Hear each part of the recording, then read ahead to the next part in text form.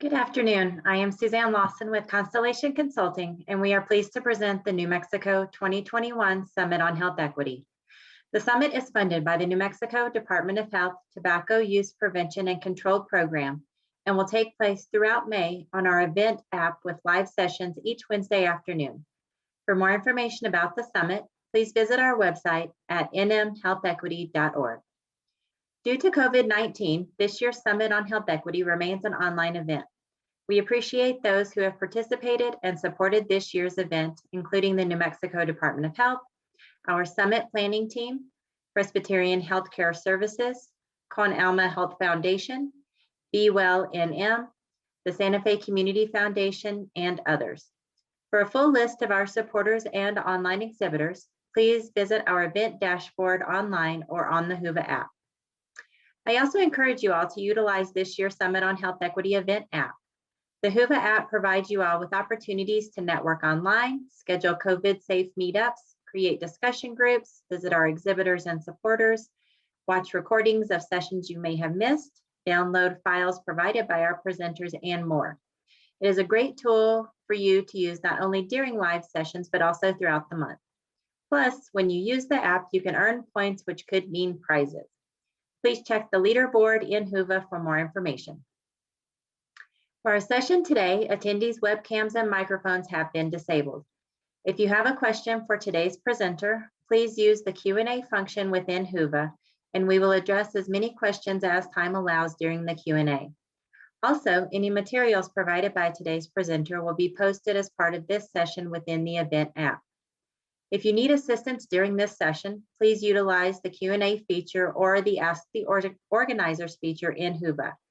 You may also try emailing us directly at info@constellationnm.com. Following today's session, we appreciate if you take a few moments to complete our session feedback by clicking Rate in this session of the Whova app.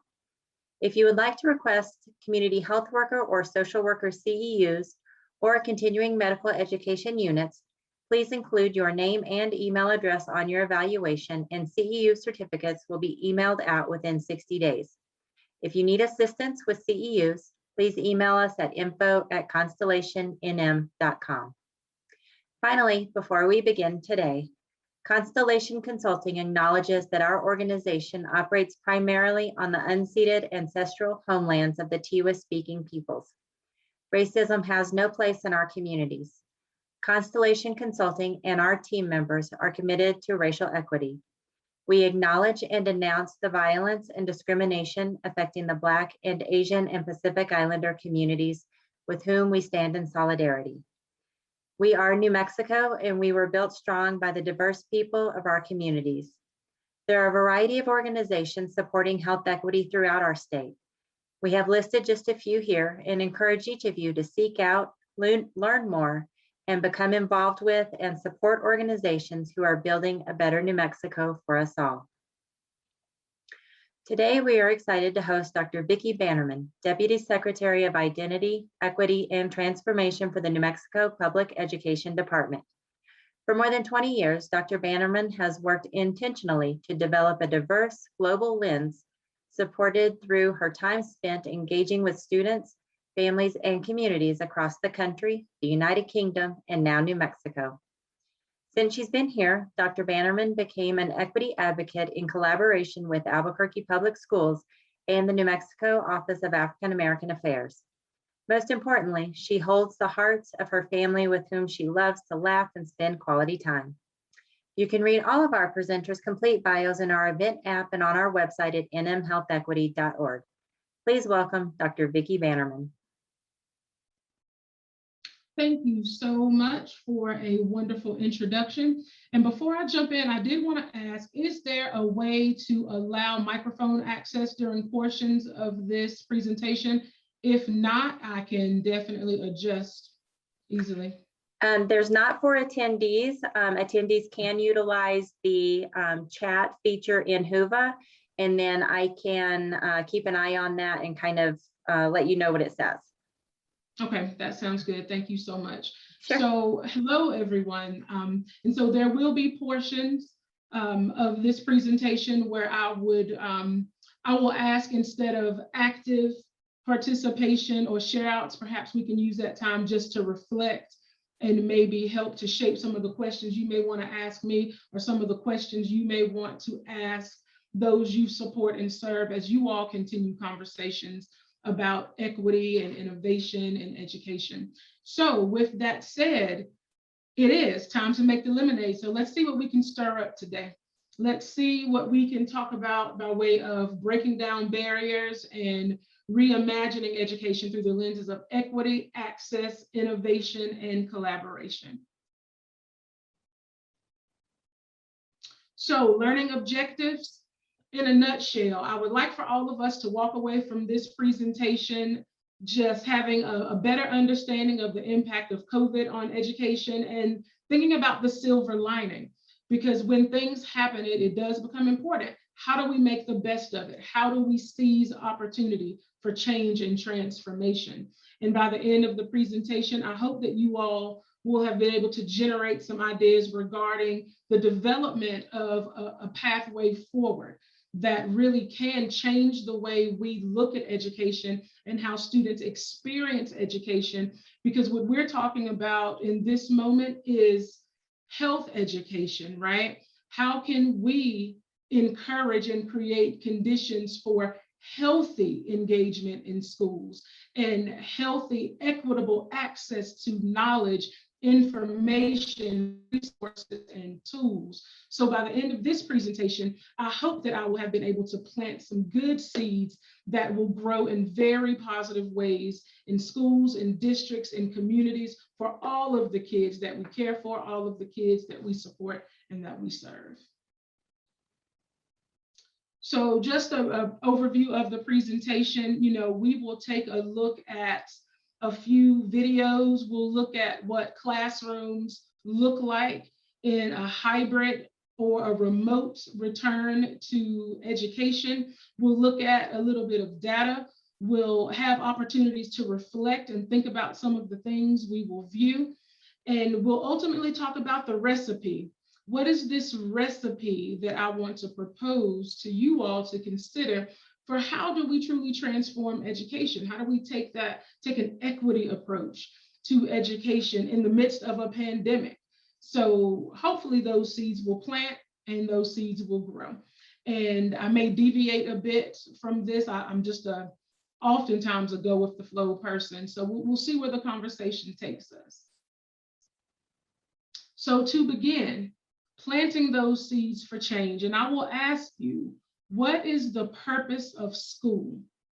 What is the purpose of school? What's the point of school overall? And I'd like for us to take a moment just to think about, how would your 12-year-old self, your 15-year-old self, your 18-year-old self, how would that person respond to the question? If you could talk to your 15-year-old self or your 12-year-old self, and you were to say, hey, self, what do you think the purpose of school is? Why do you go to school? How do you think you would respond to that question as a child? How would your child self respond? And then I want you to think about, how would you respond to those exact same questions today?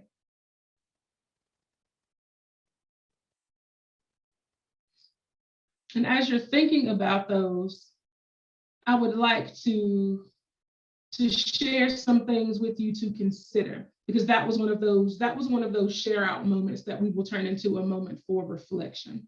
So as you are reflecting on, what did you think of school as a child versus what did you think of school as an adult, I'd like to give you some things to consider. And I'd like to show you a video called The People versus the School System. Let's take a look.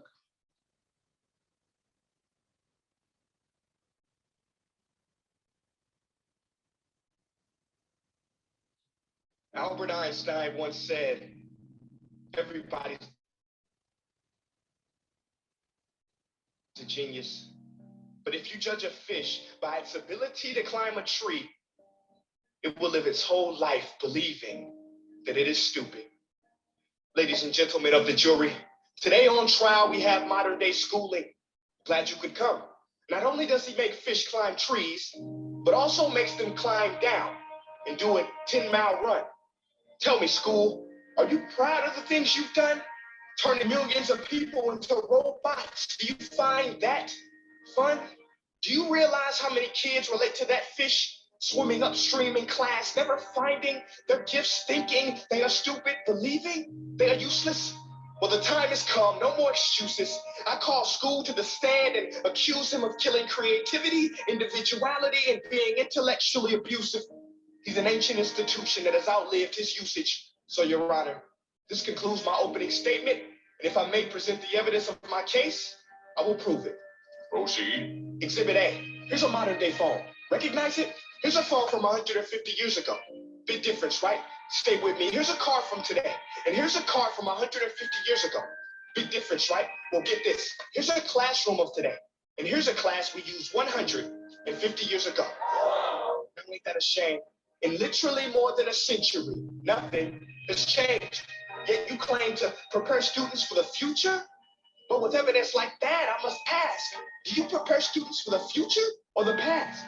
I did a background check on you and let the record show that you were made to train people to work in factories, which explains why you put students in straight rows, nice and neat, tell them sit still, raise your hand if you want to speak, give them a short break to eat, and for 8 hours a day, tell them what to think. Oh, and make them compete to get an A. A letter which determines product quality, hence grade A of meat. I get it. Back then, times were different. We all have a past. I myself am no Gandhi. But today, we don't need to make robot zombies. The world has progressed. And now we need people who think creatively, innovatively, critically, independently, with the ability to connect. See, every scientist will tell you that no two brains are the same. And every parent with 2 or more children will confirm that claim. So please explain why you trick students like cookie cutter frames or snapback hats, giving them this one-size-fits-all crap. Watch your language. Sorry, Your Honor, but if a doctor prescribed the exact same medicine to all of his patients, the results would be tragic. So many people would get sick, yet when it comes to school, this is exactly what happens. This educational malpractice, where one teacher stands in front of 20 kids, each one having different strengths, different needs, different gifts, different dreams, and you teach the same thing the same way? That's horrific. Ladies and gentlemen, the defendant should not be acquitted. This may be one of the worst criminal offenses ever to be committed. And let's mention the way you treat your employees. Objection overruled. I want to hear this. It's a shame. I mean, teachers have the most important job on the planet, yet they're underpaid. No wonder so many students are short-changed. Let's be honest. Teachers should earn just as much as doctors, because a doctor can do heart surgery and save the life of a kid. But a great teacher can reach the heart of that kid and allow him to truly live. See, teachers are heroes that often get blamed, but they're not the problem. They work in a system without many options or rights. Curriculums are created by policymakers, most of which have never taught a day in their life. Just obsessed with standardized tests. They think bubbling in a multiple choice question will determine success. That's outlandish. In fact, these tests are too cruel to be used and should be abandoned, but don't take my word for it. Take Frederick J. Kelly, the man who invented standardized testing, who said, and I quote, "These tests are too cruel to be used and should be abandoned." Ladies and gentlemen of the jury, if we continue down this road, the results will be lethal. I don't have much faith in school, but I do have faith in people. And if we can customize healthcare, cars, and Facebook pages, then it is our duty to do the same for education, to upgrade it, change it, do away with school spirit, because that's useless. Unless we're working to bring the spirit out of each and every student, that should be our task. No more Common Core. Instead, let's reach the core of every heart in every class. Sure, math is important, but no more than art or dance. Let's give every gift an equal chance. I know this sounds like a dream, but countries like Finland are doing some things. We have shorter school days. Teachers make a decent wage. Homework is non-existent, and they focus on collaboration instead of competition. But here's the kicker, boys and girls. Their educational system outperforms every other country in the world. Other places like Singapore are succeeding rapidly. Schools like Montessori, programs like Khan Academy, there is no single solution. But let's get moving. Because while students may be 20% of our population, they are 100% of our future. So let's attend to their dreams. And there's no telling what we can achieve. This is a world in which I believe. A world where fish are no longer forced. to climb trees. I rest my case.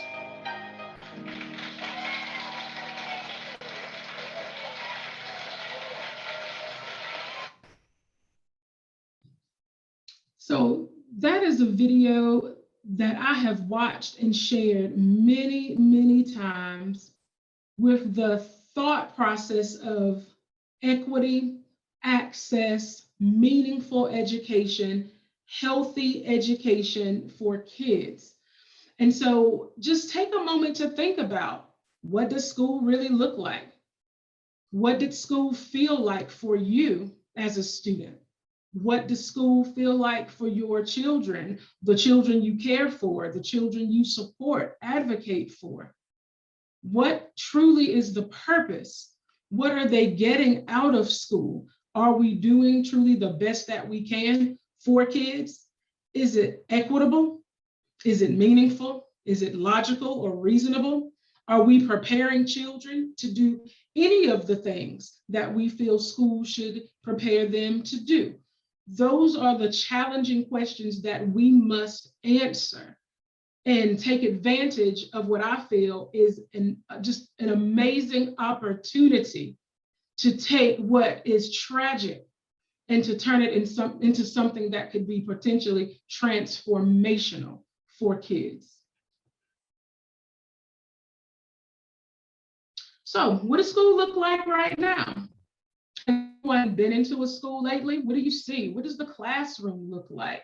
We have some face-to-face learning. We have hybrid blended learning. We have online learning. What does it really look like for kids? So I have a few pictures that I took recently during a campus visit to give you an idea of what schools look like. This is a band class, and we see social distancing. We see COVID safe practices. We see children outside, and it was cold that day, but the children were outside, they were playing. So activities are still happening. And these are examples of blended learning, teachers teaching online while students are in the classroom learning. It's a blended approach.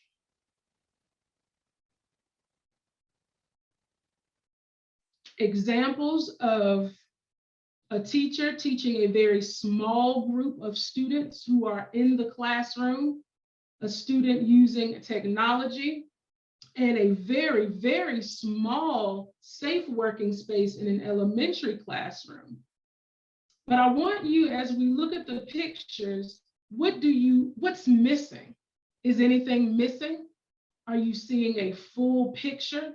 Is this what school spaces should look like? Do kids look engaged, well-informed? And here are just creative, innovative spaces. Screen printing, embroidery, woodworking, stitching, sewing, student-managed photography. But what's missing from these pictures? What fundamental priority piece of the puzzle is missing? What don't you see in these pictures? And this is a moment to reflect. What's missing from that? So, another perspective. So schools were allowed to go back full-time on April 5th. And there was a little news clip that got children's perspective, kiddos who attend school in Albuquerque Public Schools, and they did a little interview that talked a little bit about their first day of school after being out of school for more than a year. So I'd like for you to take a look. And as you're looking at this, think about what you saw in the pictures, what you see in the videos, and do you see equity? Do you see innovation? Do you see opportunity? If so, to what extent?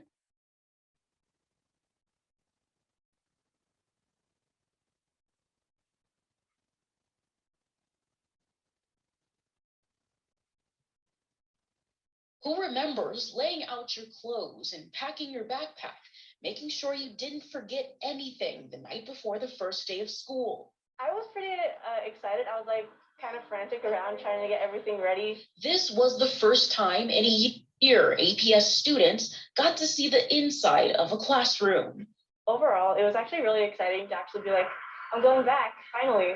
First day of school. This is Elizabeth Silva. I'm a senior. Elizabeth Silva is a senior at Atrisco Heritage.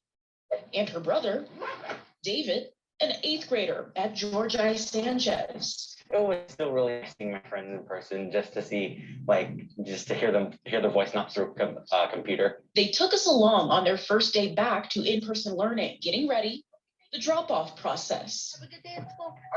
Inside the schools. Not all of the students came back. Some are still online, so it wasn't as much people anyways. Lunchtime. The tables lined up in rows, and like every third seat is blocked off. And before they knew it, the day was over. When parents came to pick up their kids from George I. Sanchez, there was a long line of cars and a long wait, but administrators got them in and out quickly. You just have to go early. I'm lucky enough that I'm able to do that. I think it's wonderful that they have the buses for parents that aren't able to do that. Other than some internet connection problems, The internet wasn't great the first hour or couple hours of school. Elizabeth and David gave their first day back for in-person learning a thumbs up. I feel really confident just going back into school, just learning on a piece of paper, I like it. It's completely different. Like you don't even know what to expect. But it was good to get out of the house and actually be in physical learning. In Albuquerque, Shelley Leggett, KOAT Action 7 News. So as you think about the first video where we watched public schools being sued, compared to the pictures that you saw, compared to two students sharing perspective of a middle school return, a high school return, what similarities did you see? What contrasts were you able to identify? And think a little bit about what you have observed. What have you seen for yourself that shows potential for opportunity, potential for improvement? What is it that's going well? And what are some of the things that just aren't? And my bigger question would be, who are we really asking? Are we simply asking the grown-ups, or are we truly asking the kids what's going well, what's working best for them? That is so fundamentally important when we talk about equity. Equity for who? Who is school for? What is school for? If not for the kids, then for who?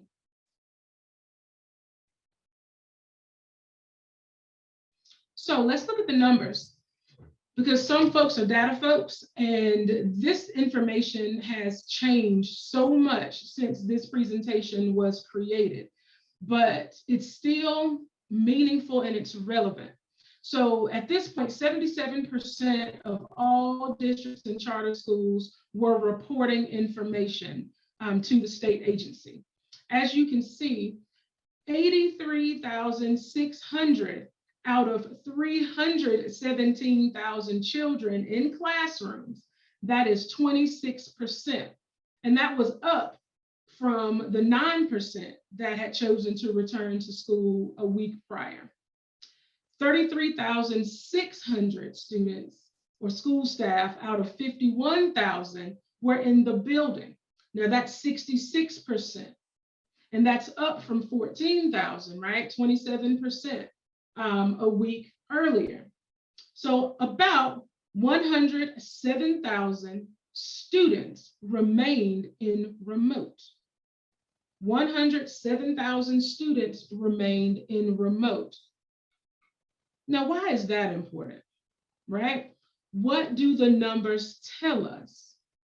Do the numbers tell us that hybrid learning is a possibility?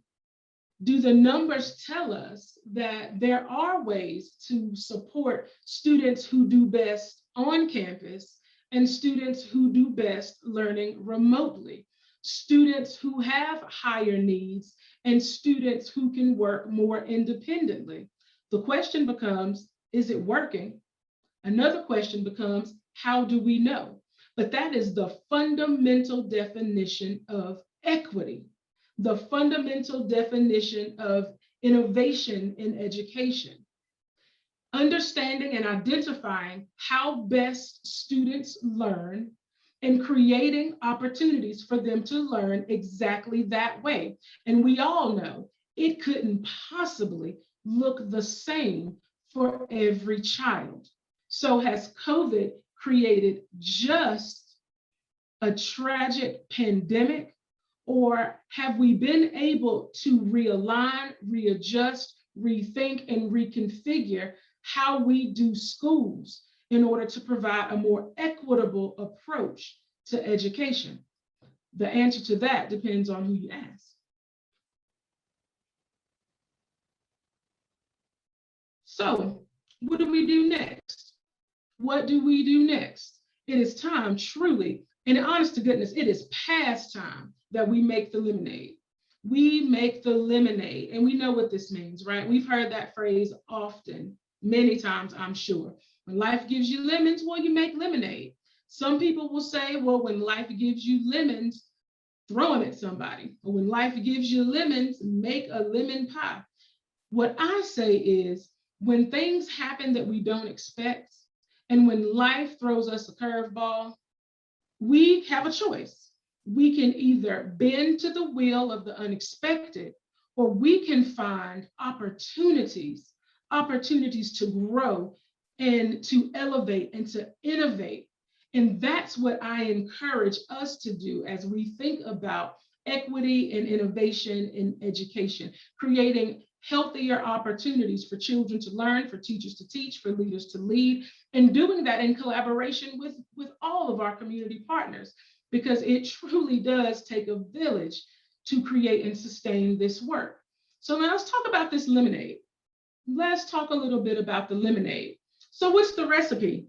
And because I'm an educator to my heart through and through, there has to be an acronym. There must be an acronym. I'm an educator and I'm a military spouse. I live and breathe acronyms all the time. So our acronym, COVID, why not? Can COVID be an opportunity for equitable transformational change? I say yes. So let's talk about care. That's the C in COVID. Let's talk care. Can we provide equitable, not equal, equitable access to healthcare? Example, is there a reason that all schools can't be community schools?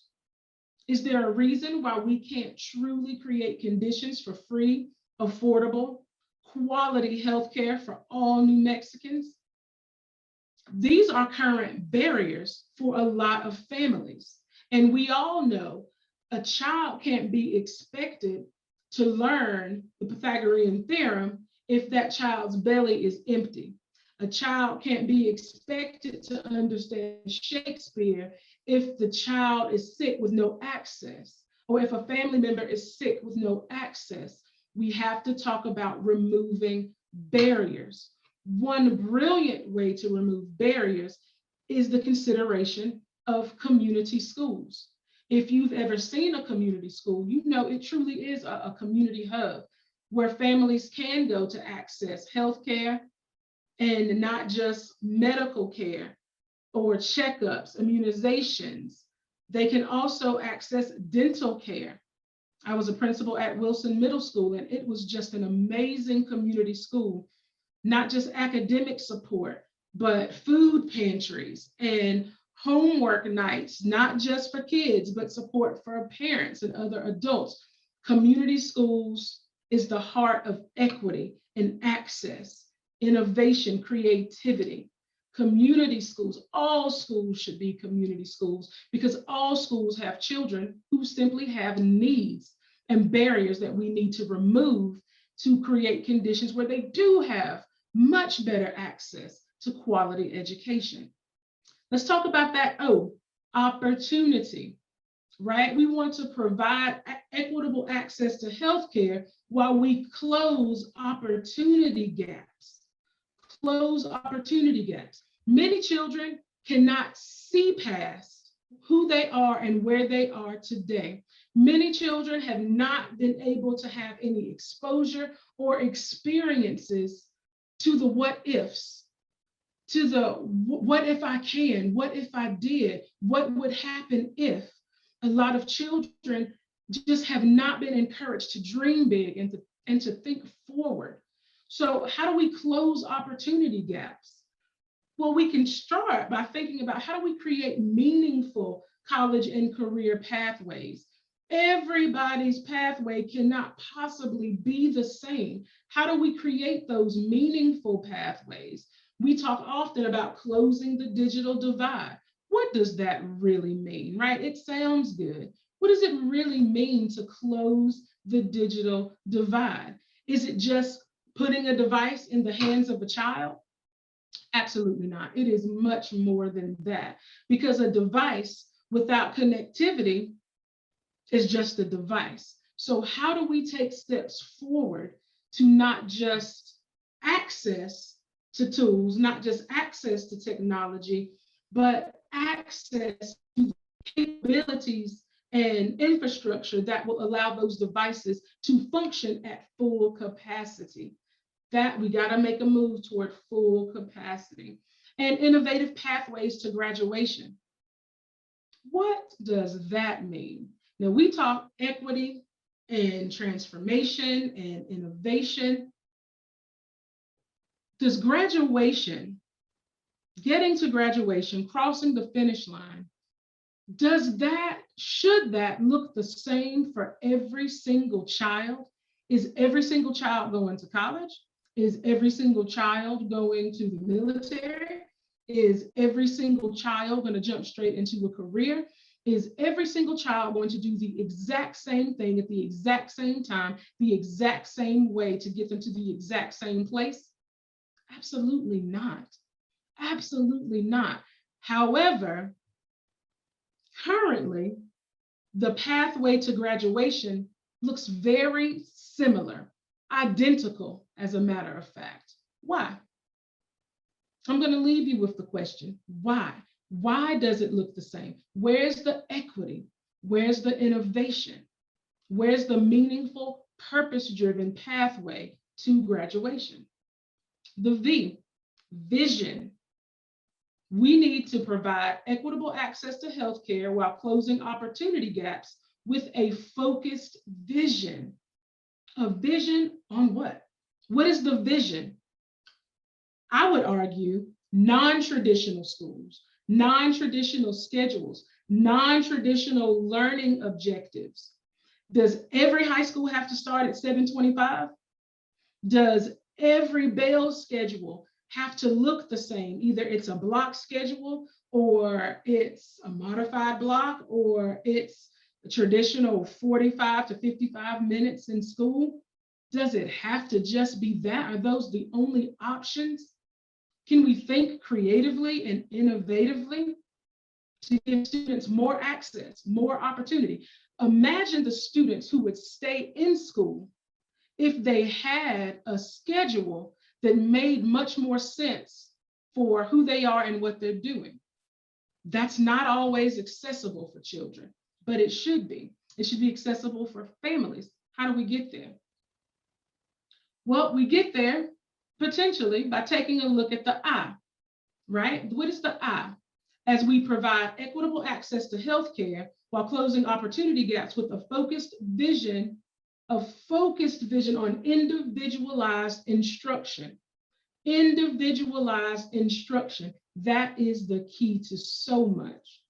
Because if all students are learning all the same things, it doesn't matter if they do it at 7:25 in the morning, 12 o'clock in the afternoon, 7 o'clock in the evening. The scheduling, the creative scheduling, won't mean anything if there is no opportunity to individualize the learning. Well, how do we do that? How do we do that? New Mexico right now has education acts that speak exactly to these points. We have an Indian Education Act, Hispanic Education Act, Bilingual Multicultural Education Act, and recently signed into statute, we have a Black Education Act. But what does it all mean? Did you know that we had education acts?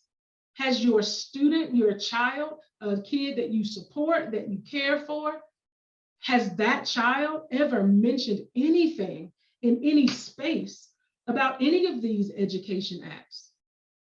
Because the problem becomes when you have a quality education act that's not consistently monitored or implemented, all you really have are words on a page. How do we take the words off the paper and move the action to the pavement? That's part of the work I champion for every day in the job that I currently hold. So the D, as we're rounding the corner, development, right? So how do we provide equitable access to healthcare while closing opportunity gaps with a focused vision on individualized instruction in direct support of the development of the whole child? The whole child. Well, what does that mean? Whole child. Should school just focus on reading, writing, math? Of course not. How are we developing the whole child, growing the whole child, informing and nurturing the whole child? Examples: culturally and linguistically responsive teaching and learning as a start. Wouldn't it be great if students were able to go to schools, whether online, whether on the campuses, or a blended approach? Wouldn't it be great if they could recognize themselves in the instructional materials? Wouldn't it be awesome if they could easily identify the intersections of cultures and contributions in New Mexico and beyond? How powerful would it be if we started talking about acceptance and pushing children to move beyond tolerance? Who just wants to be tolerated? I don't want anybody to just tolerate me. I would love for people to accept me, understand me, celebrate me as I accept, understand, and celebrate them. And we can really bask in the richness of the things that we share and the uniqueness that we have. What could education look like if it looked a little bit like that? And we talk about social emotional learning. What is social emotional learning? It means that we recognize that children bring so much with them to school than what we can see present in a backpack. We have to acknowledge what children truly bring with them. There is no more time to just think, cover the standards. Let me just cover the standards. Let me just teach what's in the textbook. No, we've got to identify and remove these barriers so that children can truly focus on the learning. Social emotional supports. It's very necessary. So this is my recipe, the COVID approach. Finding the silver lining, making the lemonade. And the best thing about this flavor of recipe is it will taste like what any child needs it to taste like. That's what this recipe will do. It will taste how the child needs it to taste in order to quench that kid's very unique thirst. That's the lemonade I want to make. That's the equity, the innovation, and the access that I would like to see. So, how do we get started gathering these ingredients? How can we do that? Well, let's see. Is there value in students learning through experience? Is there any value in creating a safe and supportive climate to allow for shared leadership and equity and cultural relevance? Is there any importance to community schools and partnerships? Health and healthcare. Is there room at the table for those considerations? Neighborhood and a physical environment. What does that mean? Does it mean anything? Economic vitality. Does that count? Well, sure it does. Sure it does. We want to talk about taking a village approach to education, engaging businesses, engaging community members, organizations, working in partnership to support children's education. Imagine if you're a 14-year-old kid and you saw something that really, you went to the zoo and you just became just intrigued about animals, but you're not sure what you can do with it, but you know you want to do something. Imagine if you could job shadow.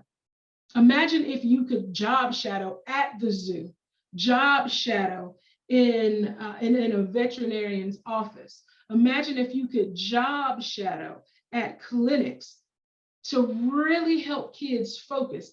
That's community partnership. The powerful seeds that we can plant in children today to help them focus tomorrow. Access, equitable access to innovative resources and materials. That's what I envision. That's what I imagine school could look like. And we have proven to ourselves that we can get there. COVID pushed us to think outside of the box. COVID forced us to take a step back and rethink how we do schools. What we don't want to do is to forget the lessons we've learned and to go back to the way it used to be. That is what I definitely do not want to have happen. How can we support the forward movement and the progress? So, servings per batch, unlimited. How much lemonade will this recipe make? As much as our babies can drink. As much lemonade as our babies can drink, this recipe can absolutely get it done. So, how can you help make the lemonade? What is it that you can do in your various roles to help support gathering ingredients and making lemonade that every student in New Mexico can drink? Lemonade that will quench the thirst of every student in New Mexico. What is it that you can do to help support making this lemonade? So, final thoughts. What school could be? What school could be? Here's another acronym, right? ACT, action changes things. Action truly will and can change things. With that, I want to leave you with a few additional seeds to plant, and then we will conclude.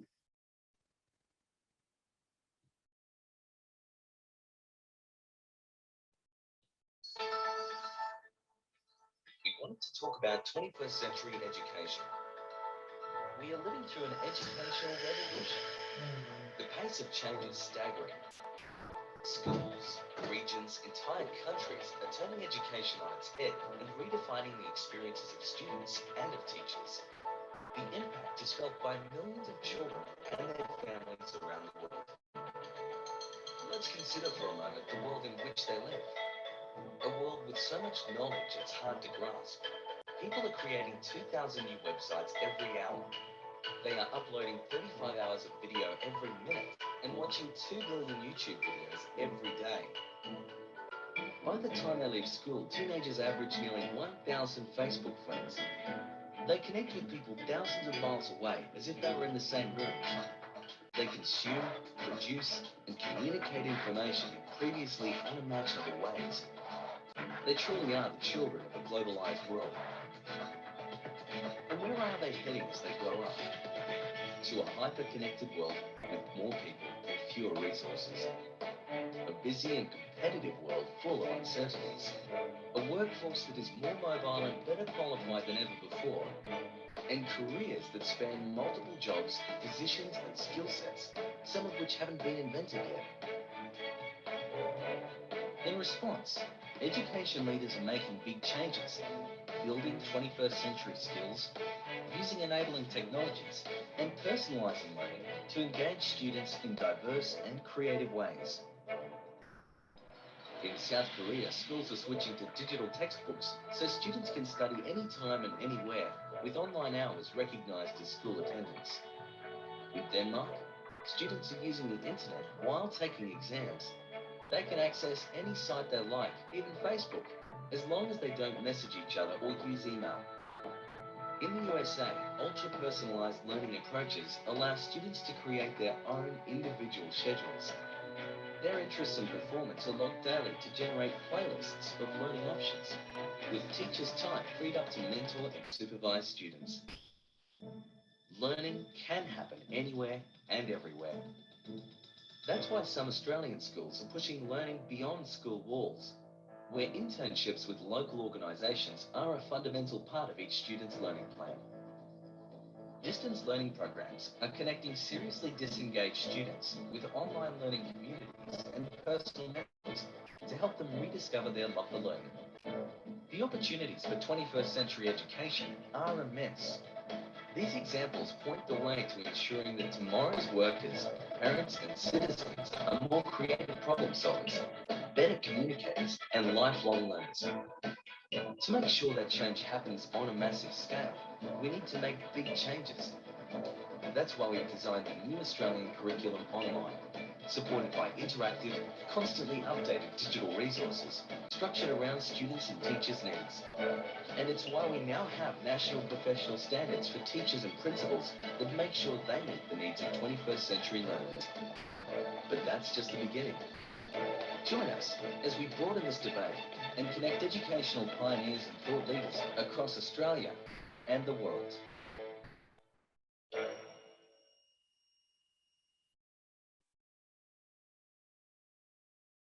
Thank you all so much for your time, and I will now stand for questions.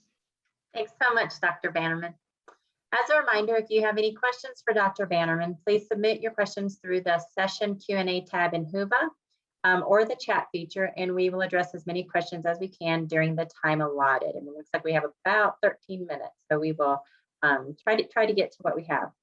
So we did have a question that came in through the Whova app prior to the session that asked you to speak to formal versus informal leadership as it pertains to equity in education. I saw that question today, and I was in the process of typing a response. and I apologize for taking so long to see it. But if I'm being honest, I don't think that there is a real difference in formal or informal leadership. I do believe that there is a difference in circumstance. There are formal situations like work settings, professional settings, presentations such as this, where leadership and equity would just be more formal because of the audience, because of the situation. But in less formal opportunities, right, to lead equity might be, a parent helping a child choose a college. Equity plays such a part in that. Like, what does the diversity look like, the inclusion look like? But it still takes leadership. That child still needs focused guidance in order to make informed decisions. And so I believe leadership is leadership. A strong leader is a strong leader, whether that person is leading equity or anything else. If you are a true believer and an advocate in equity, that is going to shine through no matter who you're leading, when you're leading, where you're leading, or what you're leading. Because to me, you can't fake it. Either you believe it or you don't. So the short answer is there a difference between formal and informal leadership regarding equity in education? For me, no, there is not. Okay, thank you. We had a comment come in about how one of our attendees went to Berlin High School, and he found that they're no longer offering vocational or technical programs. Can you talk a little bit about the support that the state's providing to schools, or the encouragement they're providing to schools to maybe reintroduce or relaunch these VOTEC programs? Absolutely, because what we call it now is CTE, right? Instead of vocational, it is now called CTE, and career technical education. That's what that means, and it is paramount that students are allowed access to CTE type courses. And we're talking about small engines and autos and culinary arts. We're talking about courses that actually teach skills. And I am a huge advocate for that. And the legislature in our state, huge advocates for that. So there is funding available for CTE programs. And I would really encourage any school who has felt that funding has been a hurdle that they could not jump, to reach out, absolutely reach out to NMPED and just ask the question, what funding sources are available? Because it's not just CTE, there's extended learning time, there's K-5 plus, K-12 plus, where schools can think creatively and innovatively and equitably about opportunity, not just on campus. I'm talking field trips, learning from the land, going to STEAM labs if they don't have STEAM equipment, learning how to actually use CNC machines and how to use water jets. My husband, he's a metals technician, so that's why I know those terms. So yes, funding is available, opportunities are available. I just need districts to reach out and ask for it. I hope that answers the question. Fantastic, thank you. We also had another comment come in about, unfortunately, the youth in schools have a much higher ACEs score and put a lot more strain on teachers, and that this has been a tremendous impact on the students' learning. So can you talk a little bit about how, the support provided to teachers working with students who have high incidence of ACEs in their lives? And it needs to be better. Can I just start by saying that? And because I'm just going to be honest, it needs to be better. We can do better. And part of the plan to be better, to be more inclusive and supportive of the teachers who are on the front lines being asked to offer the support, part of that is SEL. Part of that is the social emotional learning. But what you have with social emotional learning is a good start, but it is not the end all be all to what is needed. So what we need, what I would ask for by way of support, is the partnership and development. It does not need to be a top-down approach to support. I would love to see that collaborative partnership. How do we develop meaningful SEL programs with districts, with schools? Because I will never believe in a one-size-fits-all anything. I don't believe that tag when I see it on a dress in the store. I don't believe that. And I definitely don't believe that for education. So I think a way to start breaking down barriers is to stop thinking about it as a top-down approach and to start thinking about using SEL, what exists as a baseline, and developing in partnership with school leaders, district leaders, charter leaders, tribal leaders, programs that really meet the identified needs of specific children. And that is a possibility right now. We don't have to wait for that. We just have to do it. And so the time is now. If there is interest, please, let's do that. Let's have those discussions and let's do the build outs. Very good, thank you. I think we've got time for one more. There was a comment cheering the community schools concept. And I think it's a question that you asked to attendees, but I'm also going to ask it to you. What are some of the things that our summit attendees can do to better support the community school model? One thing is to ask for it, right? If you don't have community schools, schools that support and offer Title I, Title III, if these don't exist, ask. Talk to your school board representatives, talk to your superintendent, because community schools, and this is just a terrible myth, it's a fallacy in my mind, community schools don't just exist for students or families classified as economically disadvantaged. That's one of those phrases, right? Economically disadvantaged. Community schools exist to support communities. You don't have to have a financial need to benefit from community schools. So first thing, ask for the community schools model. And when you ask for the community schools model, be prepared to say why. Wow, how would a community schools model benefit students and families in your neighborhoods? What is it that a community schools model can do that's not currently being done? More after school programs, more before school programs, more academic support programs, more social emotional supports, more quality time in and out of school.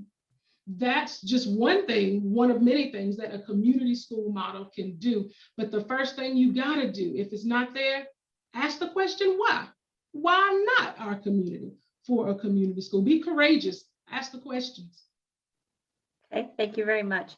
And there were a few other comments and questions. I know you've been checking HUVA, so if you get a chance, you may go back into your session and just see if there was anything else that you wanted to respond to.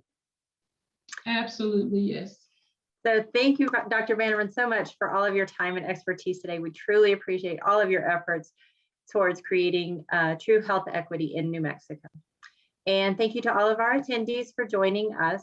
Please remember to check your dashboard for more information about upcoming sessions, including today's panel on equity policy development featuring Derek Lynn, Marshall Martinez, and Jennifer Gomez Chavez. And that session starts at 3:30 today. I want to say one other thing. I know Dr. Bannerman had a few videos in her presentation. And so a PDF of her PowerPoint has been uploaded to this session in HUVA. And so you should be able to access those videos through that PDF. If you have any problems, please use the Ask the Organizer feature, and we will make sure that we get those links posted within the session. So I think that's it for now. Thanks, everyone, and have a great afternoon.